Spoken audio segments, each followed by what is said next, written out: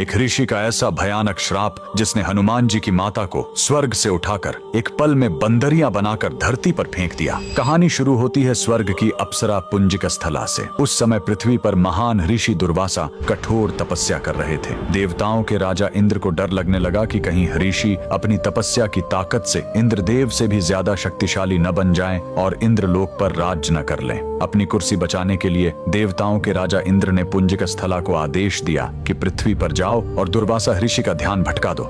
इंद्र के आदेश पर वह ऋषि के आश्रम गए और उनकी तपस्या में बाधा डालने लगी। ऋषि दुर्वासा ने गुस्से में आंखें खोली और उसे श्राप दे दिया। तूने एक चंचल वानर की तरह हरकत की है, जा पृथ्वी पर तेरा चेहरा भी वानर जैसा हो जाएगा। अप्सरा ने रोते हुए ऋषि के पैर पकड़ लिए। तब ऋषि ने दया दिखाई और मुक्ति का उपाय बताया। जिस दिन तुम भगवान शिव के 11वें रुद्र अवतार को जन्म दोगी, तुम वापस अप्सरा बन जाओगी। इसी श्राप के कारण उस अप्सरा ने पृथ्वी पर वानर राज गुंजर के घर बेटी के रूप में जन्म लिया, जिनका नाम अंजना पड़ा। बड़ी होने पर उनका विवाह महान वानर योद्धा केसरी से हुआ, लेकिन श्राप से मुक्ति पाने के लिए उन्हें एक पुत्र की आवश्यकता थी। इसलिए माता अंजना ने हम्पी के इसी अंजनाद्रि पर्वत पर भगवान शिव की घोर तपस्या की। सालों की तपस्या से शिव जी प्रसन्न हुए और वायुदेव के माध्यम से अंजना के गर्भ में दिव्य शक्ति स्थापित की। और तब इसी पहाड़ी पर जन्म हुआ बजरंग बली का। हनुमान जी के जन्म लेते ही माता अंजना का श्राप टूट गया। आज कर्नाटक के हम्पी में स्थित यह अंजनाद्रि पर्वत इस पूरी घटना के गवाह है। 575 सीढ़ियां चढ़कर आज भी भक्त उस पवित्र जन्म स्थान के दर्शन करने आते हैं। पवन पुत्र हनुमान के लिए कमेंट्स में जय बजरंगबली जरूर लिखें।